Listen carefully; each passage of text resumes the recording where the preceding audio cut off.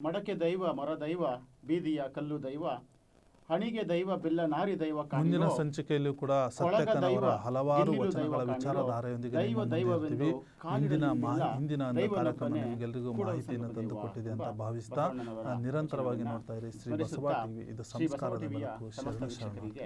ಶರಣಾರ್ಥಿಗಳು ಹಾಗೆ ಶ್ರೀ ಶರಣರ ಚರಿತಾಮೃತ ಕಾರ್ಯಕ್ರಮಕ್ಕೆ ತಮ್ಮೆಲ್ಲರಿಗೂ ಆದರದ ಸುಸ್ವಾಗತ. ಶರಣರ ಚರಿತಾಮೃತ ಕಾರ್ಯಕ್ರಮವನ್ನು ನಾವು ನಡೆಸ್ತಾ ಇರ್ತಕ್ಕಂತಹ ಬಹುಮುಖ್ಯ ಉದ್ದೇಶ ಏನಪ್ಪಾ ಅಂತಂದ್ರೆ 12ನೇ ಶತಮಾನದಲ್ಲಿದ್ದಂತಹ ವಚನಕಾರರ ವಚನಕಾರ್ತಿಯರ ವಿಚಾರಗಳನ್ನು ಅವರ ವಚನಗಳ ಮುಖಾಂತರ ವಚನಗಳನ್ನು ಅರ್ಥೈಸುವುದರ ಮುಖಾಂತರ ಪ್ರತಿಯೊಬ್ಬ ಶ್ರೀ ಬಸವ ಟಿವಿಯ ವೀಕ್ಷಕರಿಗೆ ತಲುಪಿಸುವ ಒಂದು ಉದ್ದೇಶವನ್ನು ನಾವು ಇಲ್ಲಿ ಇಟ್ಕೊಂಡಿದ್ದೇವೆ. ವಚನಗಳು ಶರಣರ ಜೀವನಕ್ಕೆ ಹಿಡಿದ ಕೈಗನ್ನಡಿ, ಶರಣರ ಅನುಭವದ ಅಕ್ಷರ ರೂಪ, ಮೌಢ್ಯವನ್ನು ತೊಳೆಯುವ ಅಂಧಕಾರದ ಮನಕ್ಕೆ ಅಂಬಿದ ಕಿಲುಬನ್ನು ತೊಳೆದು ಸ್ವಚ್ಛಗೊಳಿಸಿ ಫಳಫಳ ಒಡೆಯುವಂತೆ ಮಾಡಬಲ್ಲಂತಹ ವಿಚಾರ ತರಂಗಿಣಿಗಳು ಈ ವಚನಗಳು. ಇವತ್ತಿನ ಶರಣರ ಚರಿತಾಮೃತ ಕಾರ್ಯಕ್ರಮದಲ್ಲಿ ಮಹಾಶರಣೆ ಶಿವಭಕ್ತೆ ಸತ್ಯಕ್ಕನವರ ಬಗ್ಗೆ ನಾವು ಇಲ್ಲಿ ಮಾತಾಡ್ತಾ ಇದ್ದೇವೆ. ನಾನು ಮೂರ್ತಿ BM ಬೆಂಗಳೂರಿನಿಂದ, ನನ್ನೊಂದಿಗೆ ನಾನು ಪ್ರಕಾಶ್ ಎನ್ ಜಂಗಾಡೆ. ಇವತ್ತು ಸತ್ಯಕ್ಕನ ವಚನಗಳಲ್ಲಿ ಇರ್ತಕ್ಕಂಥ ಸಾರಾಂಶ, ಅವರ ಜೀವನ ಪರಿಚಯವನ್ನು ನಾವು ಕಟ್ಟಿಕೊಡುವಂಥ ಪ್ರಯತ್ನವನ್ನು ಮಾಡ್ತಾ ಇದ್ವಿ. ಸತ್ಯಕ್ಕನವರು ಒಂದು ಕಡೆ ಹೇಳ್ತಾರೆ, ಆವ ಜಾತಿಯಲ್ಲಿ ಜನಿತವಾದಡೇನು ಪೂರ್ವ ಗುಣಧರ್ಮಗಳ ಮುಟ್ಟದೆ. ಇಲ್ಲಿ ಜಾತಿಯ ಪರಿಕಲ್ಪನೆ, ಯಾವ ಜಾತಿಯಲ್ಲಿ ಹುಟ್ಟಿದ್ರೇನು ಪೂರ್ವ ಗುಣಗಳ ಮುಟ್ಟದೆ ಅಂದರೆ ನಾವು ನಮ್ಮ ಒಂದು ದೈವತ್ವದ ಸರಿಯಾದಂಥ ಪರಿಕಲ್ಪನೆಯನ್ನು, ಪೂರ್ವ ಗುಣಗಳನ್ನು ನಾವು ಹೊಂದದೇ ಇರ್ತಕ್ಕಂಥವನು ಯಾವ ಜಾತಿ ಆದ್ರೂ, ಯಾವ ಜಾತಿಯಲ್ಲಿ ಹುಟ್ಟಿದ್ರೇನು ಇವುಗಳನ್ನು ಅರಿಬೇಕು ಅಂತಕ್ಕಂಥ ಒಂದು ತತ್ವವನ್ನು ಸತ್ಯಕ್ಕನ ಒಂದು ನೇರವಾದಂತಹ ಮಾತಿನಲ್ಲಿ ನಾವು ಕಾಣ್ಬೋದು. ಸತ್ಯಕ್ಕನ ಹಲವಾರು ವಿಚಾರಧಾರೆಗಳನ್ನು, ಅವರ ಚಿಂತನೆಗಳನ್ನು, ಅವರ ವಚನಗಳ ಸಾರಾಂಶವನ್ನು ಹೇಳಿಕೊಡುವ ನಿಟ್ಟಿನಲ್ಲಿ ನಾವು ಕಳೆದ ಸಂಚಿಕೆಯಲ್ಲಿ ಸಾಕಷ್ಟು ಒಂದು ವಚನಗಳನ್ನು ಸ್ಮರಣೆ ಮಾಡ್ಕೊಂಡ್ವಿ. ಇಲ್ಲಿ ಒಂದು ವಚನಗಳನ್ನು ಯಾರು ಹೇಗಿರಬೇಕು ಅಂತಕ್ಕಂಥದ್ದು, ಎಂಥವರು ಅಂದರೆ ಸಂಸಾರದ ವ್ಯಾಮೋಹಿಗಳಾಗಿರ್ತಕ್ಕಂಥವರು ಈ ಯಾವ ರೀತಿಯಾಗಿ ಭಗವಂತನಿಗೆ ಸಲ್ಲಲ್ಪಡೋದಿಲ್ಲ ಅಂತಕ್ಕಂಥ ಒಂದು ವಚನವನ್ನು ನಾನು ಹೇಳಕ್ಕೆ ಇಷ್ಟಪಡ್ತಾ ಇದ್ದೀನಿ. ಭವಿಯ ಬೆರೆಸಿದ ಭಕ್ತಿ, ಹವಿಯ ಬೆರೆಸಿದ ಬೀಜ, ಉದಕ ಬೆರೆಸಿದ ಎಣ್ಣೆ, ಜ್ಯೋತಿ ಪ್ರಜ್ವಲಿಸುವುದೇ. ನೋಡಿ, ಒಂದು ಮಾತಲ್ಲಿ ಒಂದು 2 ಲೈನಲ್ಲಿ ಹೇಳ್ತಾರೆ, ಭವಿಯ ಬೆರೆಸಿದ ಭಕ್ತಿ. ಭವಿ ಅಂತಂದರೆ ಸಂಸಾರದ ವ್ಯಾಮೋಹಗಳನ್ನು ತೊರೆಯದೆ ತಾನೊಬ್ಬ ಭಕ್ತಿ, ತಾನೊಬ್ಬ ಶರಣ, ತಾನೊಬ್ಬ ಜಂಗಮ ಅಂತಕ್ಕಂಥ ಹೇಳ್ತಕ್ಕಂಥದ್ದು ಯಾವ ನ್ಯಾಯ? ಅದಕ್ಕೆ ಸತ್ಯಕ್ಕ ಕೊಡ್ತಕ್ಕಂಥ ಹೋಲಿಕೆಗಳು ನೋಡಿ. ಹವಿಯ ಬೆರೆಸಿದ ಬೀಜ, ಹವಿ ಅಂತಂದರೆ ಹವಿಸು. ಅದು ನೋಡಿ, ನಾವು ಬೀಜ ಅಂತಕ್ಕಂಥದ್ದನ್ನು ನಾವು ಉತ್ತಿ ಕೃಷಿಯನ್ನು ಮಾಡಬೇಕಾದ್ರೆ ಒಂದು ಬೀಜದ ಸ್ವರೂಪವನ್ನಾಗಿರ್ತಕ್ಕಂಥದ್ದೇ ನಾವು ಉತ್ತಿ ಬಿಡಬೇಕಾದ್ರೆ, ಅದನ್ನು ಬೇಯಿಸಿದರೆ ಅದನ್ನು ಆ ಹವಿಯನ್ನು ಕೊಟ್ಟಿರ್ತಕ್ಕಂಥ ಬೀಜ ಯಾವತ್ತೂ ಕೂಡ ಮೊಳಕೆ ಹೊಡಿಲಿಕ್ಕೆ ಸಾಧ್ಯತೆ ಇಲ್ಲ.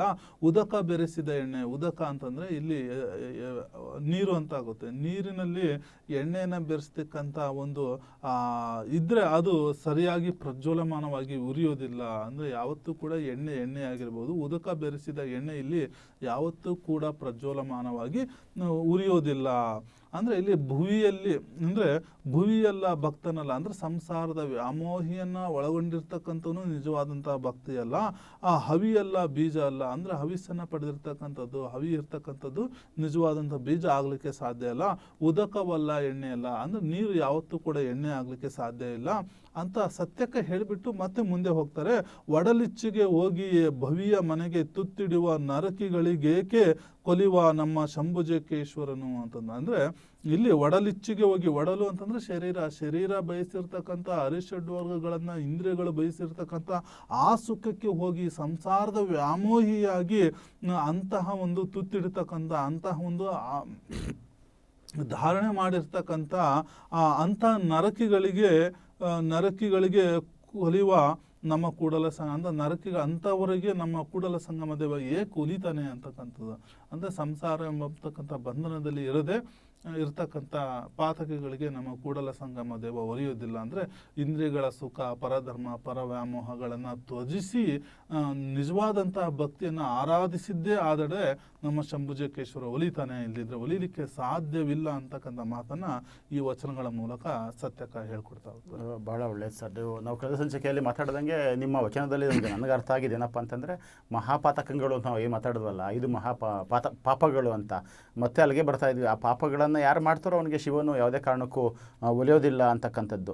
ನಾವು ಇವರ ಹಲವಾರು ವಚನಗಳನ್ನು ನಾವು ಓದ್ತಾ ಇರ್ಬೇಕಾದ್ರೆ ನಮ್ಗೆ ಗೊತ್ತಾಗತಕ್ಕಂಥದ್ದು ಅವರ ಒಂದು ವೈಚಾರಿಕತೆ, ಅವರ ಒಂದು ಭಕ್ತಿ, ಅವರ ಒಂದು ಪ್ರಾಮಾಣಿಕತೆ ಅಂತಕ್ಕಂಥದ್ದು.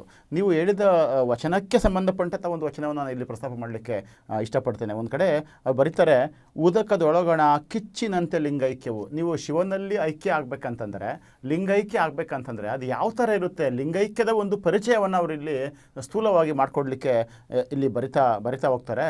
ಉದಕದೊಳಗಣ ಕಿಚ್ಚಿನಂತೆ ಲಿಂಗೈಕ್ಯವು. ನೀರಿನಲ್ಲಿರ್ತಕ್ಕಂಥ ಬೆಂಕಿ, ಉದಕ ಅಂದರೆ ನೀರು, ಕಿಚ್ಚು ಅಂದರೆ ಬೆಂಕಿ. ಉದಕದೊಳಗಣ ನೀರಿನಂತೆ ಲಿಂಗೈಕ್ಯವು, ವಾಯು ನುಂಗಿದ ಪರಿಮಳದಂತೆ ಲಿಂಗೈಕ್ಯವು. ಅಂದರೆ ಗಾಳಿಯ ಒಳಗಡೆ ಇರ್ತಕ್ಕಂಥ ಸುವಾಸನೆ ಯಾರ ಕಣ್ಣಿಗೂ ಕಾಣಿಸೋದಿಲ್ಲ, ಆ ರೀತಿ ಒಂದು ಲಿಂಗೈಕ್ಯ ಇರುತ್ತೆ.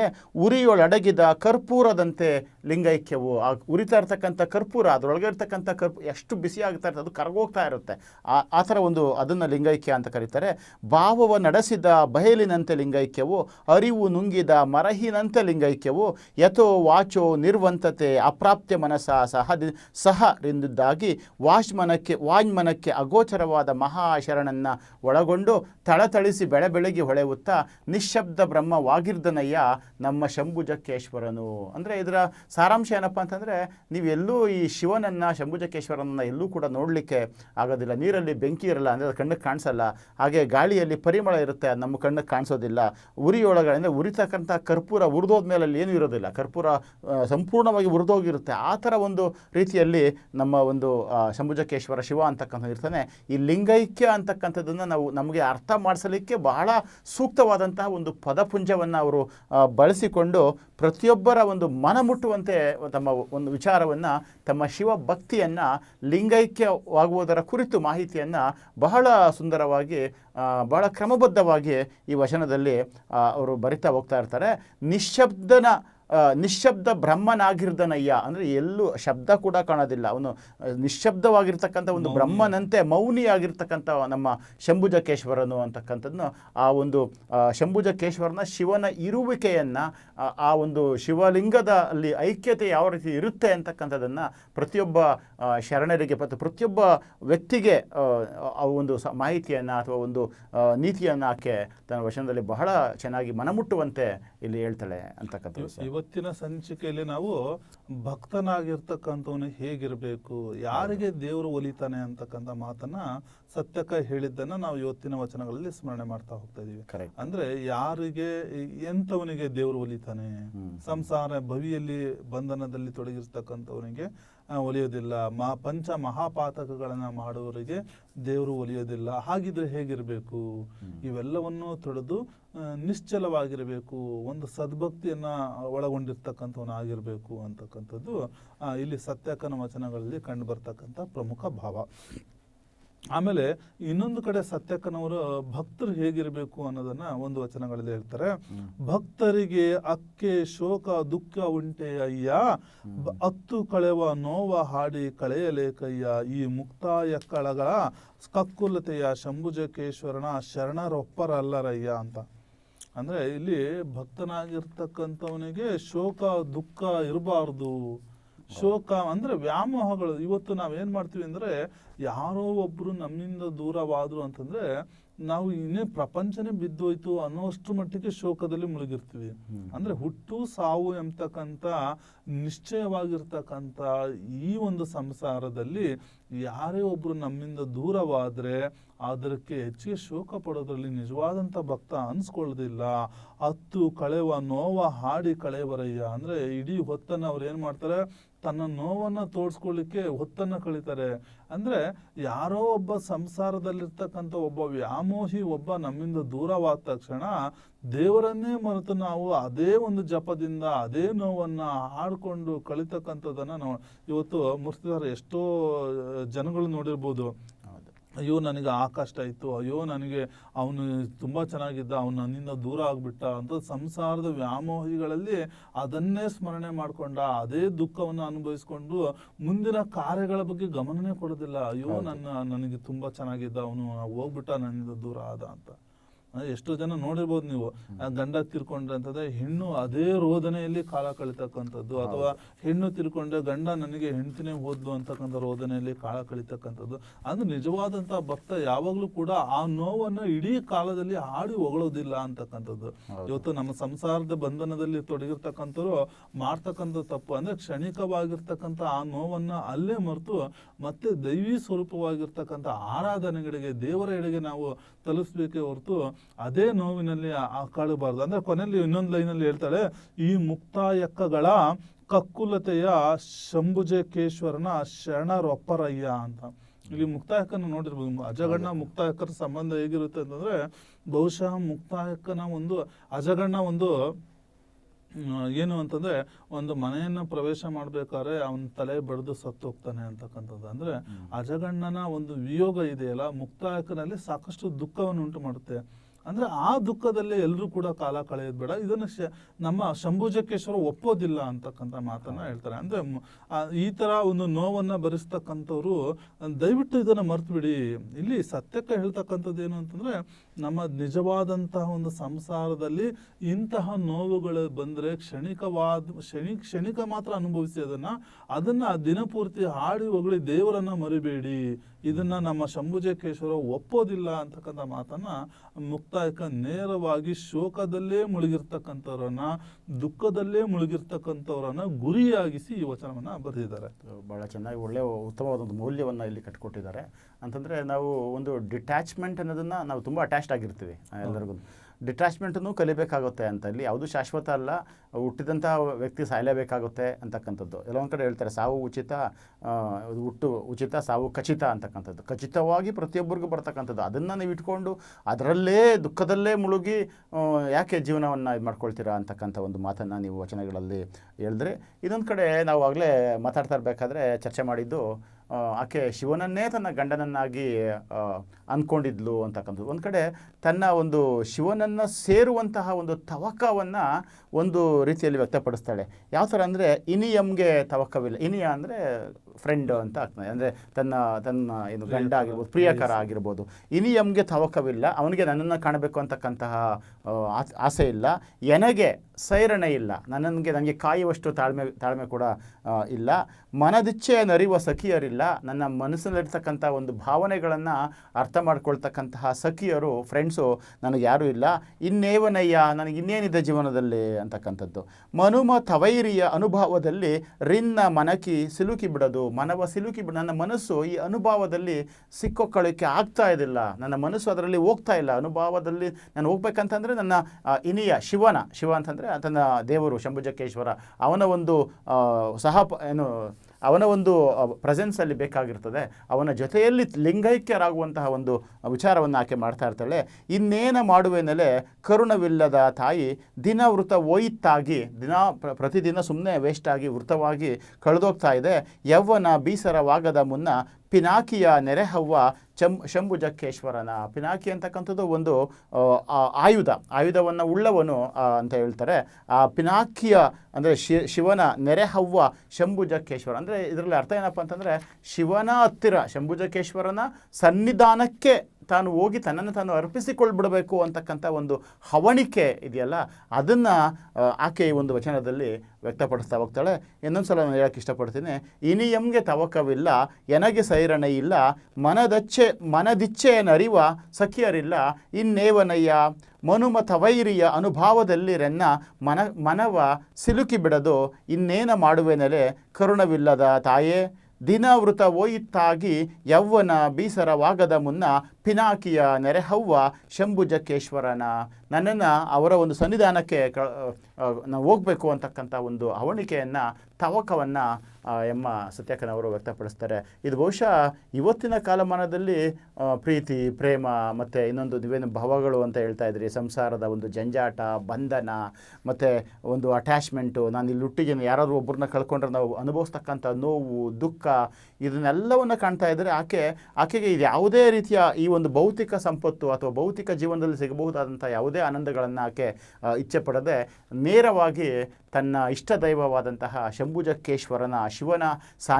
ಸಾನ್ನಿಧ್ಯದಲ್ಲೇ ಇರಬೇಕು ಅಂತಕ್ಕಂಥ ಒಂದು ಅವಣಿಕೆ ಎಷ್ಟರ ಮಟ್ಟಿಗೆ ಇತ್ತು ಅಂತಕ್ಕಂಥದ್ದು ನಮಗೆ ಈ ವಚನದಲ್ಲಿ ಕಾಣಲಿಕ್ಕೆ ಸಿಗುತ್ತೆ ಸರ್.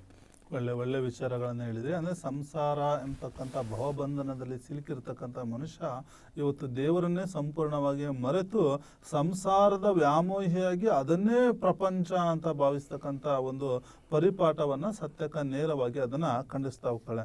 ಇನ್ನೊಂದು ಕಡೆ ಸತ್ಯಕ್ಕ ಹೇಳ್ತಾರೆ, ಜನನ ಮರಣಗಳಲ್ಲಿ ಭರಿಸಬಾರದ ಭಾಷೆ ನಿತ್ಯ ನೀನೆಂದು ಮರೆಯೊಕ್ಕ ಕಾರಣ, ಇಹದಲ್ಲಿ ಪರದಲ್ಲಿ ಇರಿಸಬಾರದ ಭಾಷೆ ತನ್ನಲ್ಲಿ ತನಗೆ ವಿವರಣೆ ಇಲ್ಲದ ಕಾರಣ, ಪುಣ್ಯ ಪಾಪಂಗಳ ಉಣಿಸಬಾರದ ಭಾಷೆ ತನ್ನ ಪಾದೋದಕ ಪ್ರಸಾದ ಜೀವಿಯಾಗಿ ತಾ ಸಹಿತ ನಾನಪ್ಪೆ ನಾ ಸಹಿತ ತಾನಿಪ್ಪೆ ಕಾರಣ, ವಂಚನೆ ಬಾರದಿರಿನಗೆ ತನಗೆ ಶಂಭುಜಕ್ಕೇಶ್ವರ ದೇವ ಸದ್ಗುರು ಅಪ್ಪಣೆಯಿಂದ ನೀನೊಲಿದು ಸರಹು ಎನ್ನ ಪ್ರಾಣಲಿಂಗವಾಗಿ ಅಂತ ಒಂದು ಮಾತಲ್ಲಿ ಹೇಳ್ತಾರೆ. ಇಲ್ಲಿ ಸತ್ಯಕ್ಕನ ಈ ವಚನಗಳಲ್ಲಿ ಜನನ ಮರಣಗಳ ಪರಿಕಲ್ಪನೆಯನ್ನು ಸ್ಪಷ್ಟವಾಗಿ ಕಟ್ಟಿಕೊಟ್ಟಿದ್ದಾರೆ. ಈ ಜನನ ಮರಣ ಎಂಬತಕ್ಕಂಥ ಈ ಒಂದು ಹುಟ್ಟಿನಲ್ಲಿ ನಾವು ದೇವರನ್ನ ಅರಿಬೇಕು ಅಂತಕ್ಕಂಥದ್ದು, ನಿತ್ಯ ನೀನೆಂದು ಮರೆಹಾಕ ಕಾರಣ, ಪ್ರತಿಯೊಂದು ಸೃಷ್ಟಿಗೂ ಕೂಡ ಇಲ್ಲಿ ದೇವರು ಕಾರಣನಾಗ್ತಾನೆ. ನಿತ್ಯ ನೀನೆಂದು ಮೊರೆಯಕ್ಕ ಕಾರಣ, ಇಹದಲ್ಲಿ ಪರದಲ್ಲಿ ಇರಿಸಬಾರದ ಭಾಷೆ. ಇಲ್ಲಿ ಪ್ರತಿಯೊಂದರಲ್ಲಿ ಇಹ ಮತ್ತು ಪರ ಇವೆರಡರಲ್ಲೂ ಕೂಡ ದೇವರ ಒಂದು ಪರಿಕಲ್ಪನೆ, ದೇವರೇ ಮುಖ್ಯವಾಗಿರ್ತಕ್ಕಂಥದ್ದು. ಅಂಥದ್ರಲ್ಲಿ ಇಲ್ಲಿ ಪಾಪ ಪುಣ್ಯಗಳ ಉಣಿಸಬಾರದ ಭಾಷೆ ತನ್ನ ಪಾದೋದಕ ಪ್ರಸಾದ ಜೀವಿಯಾಗಿ ತಾ ಸಹಿತ ನಾ ಸಹಿತ ತಾನಿಪ್ಪೆ ಕಾರಣ ಅಂತ ಹೇಳ್ತಾಳೆ. ಅಂದರೆ ಇಲ್ಲಿ ಪಾಪ ಪುಣ್ಯಗಳ ಲೆಕ್ಕಾಚಾರದಲ್ಲಿ ಅಲ್ಲಿ ಏನು ಪಾಪ ಪುಣ್ಯಗಳನ್ನು ಮಾಡ್ತಕ್ಕಂಥದ್ದು, ಆಮೇಲೆ ಪ್ರಸಾದ ಜೀವಿಯಾಗಿ ಬದುಕ್ತಕ್ಕಂಥದ್ದು, ಇಲ್ಲಿ ಇವೆಲ್ಲವೂ ಕೂಡ ಮಾಡಿದ್ದೇ ಆಗಿದ್ರೆ ಕೊನೆಗೆ ಏನಾಗುತ್ತೆ ಅಂದರೆ ಇಲ್ಲಿ ನಿನ್ನಲ್ಲಿ ನಾನು ಕಾಣಬೇಕು, ನನ್ನಲ್ಲಿ ನಿನ್ನ ಇರುವಿಕೆಯನ್ನು ಕಾಣಬೇಕು ಅಂತಕ್ಕಂಥ ಒಂದು ವಿಚಾರವನ್ನು ಶಂಭುಜಕ್ಕೇಶ್ವರನಲ್ಲಿ ಮೊರೆ ಹೋಗ್ತಾ ಸತ್ಯಕ್ಕ ಈ ವಚನಗಳನ್ನು ಹೇಳ್ತಾ ಹೋಗ್ತಾಳೆ. ಅಂದರೆ ಇಲ್ಲಿ ಒಂದು ಪುಣ್ಯ ಪಾಪ ಮತ್ತು ಸತ್ಯಕ್ಕ ಶಂಭುಜಕ್ಕೇಶ್ವರನಲ್ಲಿ ಮೊರೆ ಹೋಗ್ತಕ್ಕಂಥ ಒಂದು ವಿಚಾರವನ್ನು ಈ ವಚನಗಳಲ್ಲಿ ಹೇಳ್ತಾ ಹೋಗ್ತಾಳೆ. ಅಂದರೆ ಯಾವ ಥರ ತಮ್ಮನ್ನು ತಾವು ಸಮರ್ಪಣೆ ಮಾಡ್ಕೊಳ್ಬೇಕು ದೇವರಿಗೆ ಅಂತಕ್ಕಂಥದ್ದು ನಿಜವಾದ ಭಕ್ತಿ ಅದೇ ಅಂತ ಅನಿಸುತ್ತೆ. ಅದನ್ನು ಅವರು ಈ ಯಾವ ಥರ ಲಿಂಗೈಕ್ಯರಾಗಬೇಕು ಅಂತ ಹಲವಾರು ವಚನಗಳಲ್ಲಿ ಬೇರೆ ಬೇರೆ ರೀತಿಯಲ್ಲಿ ಶಿವನ ಸನ್ನಿಧಾನಕ್ಕೆ ನಾವು ಯಾವ ಥರ ಹೋಗಬೇಕು, ತಲುಪಬೇಕು ಅಂತಕ್ಕಂಥದ್ದು, ಅವನ ಮನಸ್ಸನ್ನು ಯಾವ ಥರ ಗೆಲ್ಲಬೇಕು ಅಂತಕ್ಕಂಥದ್ದನ್ನು ಅವರು ಅಲ್ಲಿ ಹೇಳ್ತಾರೆ. ಒಂದು ಕಡೆ ಮಾತಾಡ್ತಾ ನಾವು ಆಗಲೇ ನೀವು ಮಾತಾಡ್ಬೇಕಾದ್ರೆ ಹೇಳಿದ್ರಿ, ಅಂದರೆ ಈ ಜೀವನ ಶಾಶ್ವತ ಇಲ್ಲ, ಯಾವತ್ತಾದರೂ ಸತ್ತೋಗ್ತೀವಿ ಅಂದರೆ ಅಟ್ಯಾಚ್ಮೆಂಟು ಅಂತಕ್ಕಂಥದ್ದು ಅತಿಯಾಗಿ ಇರಬಾರ್ದು. ಯಾರಾದರೂ ಬಂಧುಗಳು ತೀರ್ಕೊಂಡಾಗ ತುಂಬ ದುಃಖ ಪಡ್ತಕ್ಕಂತಹ ಅವಶ್ಯಕತೆ ಇಲ್ಲ ಅಂತಕ್ಕಂಥ ಮಾತನ್ನು ನಾವು ಮಾತಾಡಬೇಕಾದ್ರೆ ಚರ್ಚೆ ಮಾಡಿದ್ವಿ. ಅಲ್ಲಿ ಒಂದು ವಚನದಲ್ಲಿ ಯಾಕೆ ಬರೀತಾಳೆ, ಇದು ವಿಶೇಷವಾಗಿ ಇದನ್ನು ಮುಕ್ತಾಯಕ್ಕನಿಗೆ ಹೇಳ್ತಕ್ಕಂಥದ್ದು. ನೀವಾಗಲೇ ಪ್ರಸ್ತಾಪ ಮಾಡಿದ್ರೆ, ಮುಕ್ತಾಯಕ್ಕಳು ತನ್ನ ಅಣ್ಣ ಅಜಗಣ್ಣ ತೀರ್ಕೊಂಡಾಗ ಯಾವ ಥರ ಅತ್ಯಂತ ದುಃಖದಲ್ಲಿ ಇದ್ದಾಗ ಅಲ್ಲಮ ಪ್ರಭುಗಳು ಬಂದು ಅವ್ರನ್ನ ಇದು ಮಾಡೋದು, ಯಾವ ಥರ ಸಮಾಧಾನ ಮಾಡಿದ್ದನ್ನು ನಾವು ಬಹುಶಃ ಮಾತಾಡಿದ್ದೀವಿ ಅಂತ ಭಾವಿಸ್ತೇನೆ. ಅಲ್ಲೊಂದು ಕಡೆ ಇವರು ಹೇಳ್ತಾರೆ, ಸತ್ಯಕ್ಕೆ ಅವ್ರು ಹೇಳ್ತಾರೆ, ಕಾರಣದಿಂದ ಕಾಯವ ಬಿಟ್ಟಡೆ ಶೋಕವೇಕೆ. ಹಲವಾರು ಕಾರಣ ಇರುತ್ತೆ. ಈ ಕಾಯ ಅಂತಕ್ಕಂಥದ್ದು ದೇಹ, ನಮ್ಮ ಭೌತಿಕ ದೇಹ ಇದೇನು ಶಾಶ್ವತ ಅಲ್ಲ. ಅದರಲ್ಲಿ ಇರ್ತಕ್ಕಂತಹ ಒಂದು ಆತ್ಮ ಇದೆಯಲ್ಲ, ಅದು ಶಾಶ್ವತ. ಅವ್ರ ದೇಹವನ್ನು ಯಾವುದೋ ಒಂದು ಕಾರಣದಿಂದ ದೇಹವನ್ನು ಬಿಟ್ಟು ಹೋದಾಗ ನೀವು ಯಾಕೆ ದುಃಖ ಪಡ್ತೀರಾ ಅಂತಕ್ಕಂಥದ್ದು. ಕಾರಣದಿಂದ ಕಾಯವ ಬಿಟ್ಟಡೆ ಶೋಕವೇಕೆ, ಶಿವಭಕ್ತರು ಶಿವಾತ್ಮ ಸ್ವರೂಪವು. ಆ ಭಕ್ತರಿಗೆ ಎಷ್ಟರ ಮಟ್ಟಿನ ಒಂದು ಸ್ಥಾನಮಾನವನ್ನು ಇಲ್ಲಿ ವಚನಗಳಲ್ಲಿ ಕಲ್ಪಿಸಿಕೊಡಲಾಗುತ್ತೆ ಅಂತಂದರೆ, ಎಲ್ಲೋ ಒಂದು ಕಡೆ ಅದು ನಮಗೆ ಯಾವ ಥರ ಕಾಣುತ್ತೆ ಅಂತಂದರೆ, ಶಿವನಿಗಿಂತ ಹೆಚ್ಚು ಶಿವಶರಣರು ಅಂತಕ್ಕಂಥ ಒಂದು ಅಂಶ ನಮಗೆ ಅಲ್ಲಿ ಕಾಣಲಿಕ್ಕೆ ಸಿಗುತ್ತೆ. ಶಿವಭಕ್ತರು ಶಿವಾತ್ಮ ಸ್ವರೂಪವು ಎನ್ನವರು ಅನ್ಯರೆಂದುಂಟೆ, ಅವರೇನು ಬೇರೆ ಥರನ ಅಂತಕ್ಕಂಥದ್ದು. ನನ್ನವರು ಅಂದರೆ ನನ್ನವರು ಬೇರೆಯವ್ರ ಥರ ಅವತಾರ ಹೇಗಾಗ್ತಾರೆ ಅಂತಕ್ಕಂಥ ಮಾತನ್ನು ಹೇಳ್ತಾ, ಇದು ಗನ್ನದ ಮಾತೆಂದೇ ಶಂಭುಜಕ್ಕೇಶ್ವರ. ಅಂದರೆ ಯಾರಾದರೂ ಈ ಥರ ಆದಾಗ, ಕಾಯವನ್ನು ಬಿಟ್ಟು ಹೋದಾಗ, ಅಂದರೆ ಇಲ್ಲಿ ಇಹ ಮತ್ತು ಪರ, ಅಥವಾ ಏನು ಹೇಳ್ತಾರೆ, ಒಂದು ಭೌತಿಕ ಸ್ವರೂಪವಾದಂತಹ ದೇಹ ಮತ್ತು ಅಭೌತಿಕ ಸ್ವರೂಪವಾದಂತಹ ಒಂದು ಆತ್ಮ, ಇವುಗಳು ಇದು ಕೇವಲ ಆ ಒಂದು ಸಮಯಕ್ಕೋಸ್ಕರ ಒಂದು ಆತ್ಮ ಬಂದು ಆ ದೇಹದಲ್ಲಿ ನೆಲೆಸಿ ತನ್ನ ಉದ್ದೇಶಗಳನ್ನು ಪೂರ್ಣ ಮಾಡ್ಕೊಳ್ತಾ ಹೋಗ್ತಾ ಇರುತ್ತೆ. ಆ ರೀತಿ ಒಂದು ಕಾಯವನ್ನು, ದೇಹವನ್ನು ತೊರೆದು ಆತ್ಮ ಹೋದಾಗ ನಾವು ಖಂಡಿತ ಅದು ನಿಜವಾದ ಸಾವಲ್ಲ. ಬಹುಶಃ ಕೇವಲ ಆ ಒಂದು ಕಾಯ, ಆ ದೇಹ ಅಂತಕ್ಕಂಥದ್ದು ಸಾವನ್ನಪ್ಪುತ್ತೆ. ಆತ್ಮಕ್ಕೆ ಯಾವುದೇ ರೀತಿಯ ಕೊನೆ ಅಥವಾ ಸಾವು ಅಂತಕ್ಕಂಥದ್ದು ಇಲ್ಲ.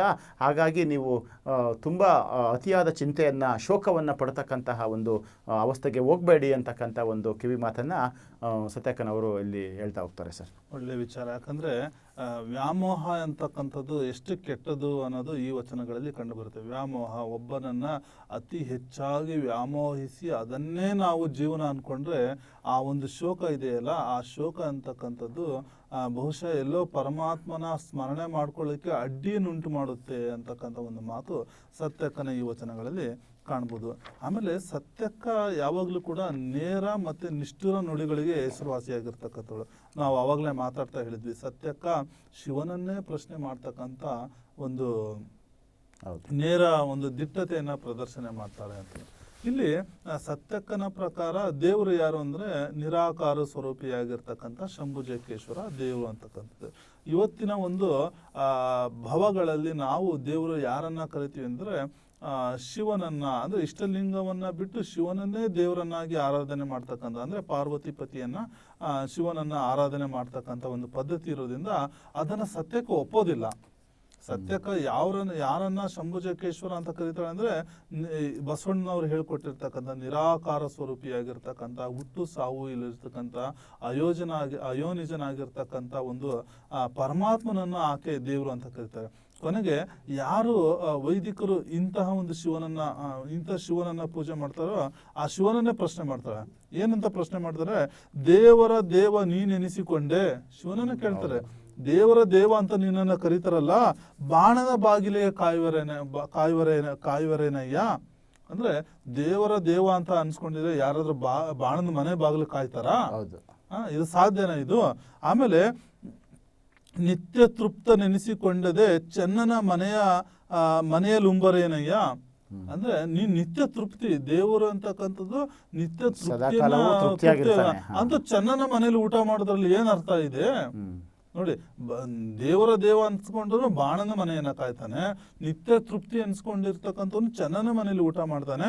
ಕರುಣಾಕರ ನೀನೆಂದಿಸಿಕೊಂಡೆ ಸಿರಿಯಾಳ ಮಗನ ಬೇಡುವರೇನಯ್ಯ. ಕೊನೆಗೆ ಕರುಣಾಕರ ಅಂತಕ್ಕಂಥದ್ದು ಸಿರಿಯಾಳ ಮಗನನ್ನೇ ಬಲಿ ತೆಗೆದುಕೊಂಡಿರ್ತಕ್ಕಂಥದ್ದು, ಕೊಲ್ಲಿಸ್ತಕ್ಕಂಥದ್ದು, ಅಥವಾ ಸಿರಿಯಾಳನ ಮನೆಯ ಮಗನನ್ನೇ ಕೇಳ್ತಾನೆ.